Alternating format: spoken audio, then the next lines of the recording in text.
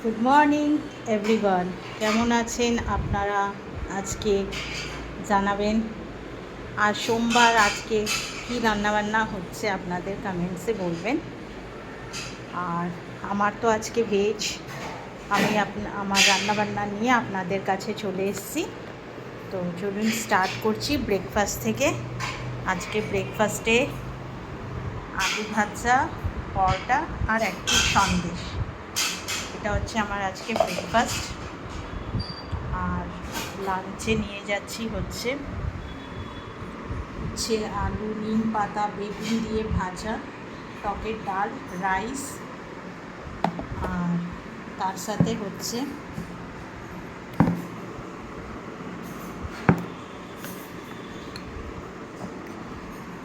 হচ্ছে যাই হোক এখানে হচ্ছে এই যে পনির, পটল, আলু আর ঝিঙে, এই সমস্ত দিয়ে কালো জিরে ফোড়ন দিয়ে তরকারি করা হয়েছে। এই হচ্ছে আজকে রান্নাবান্নার মেনু।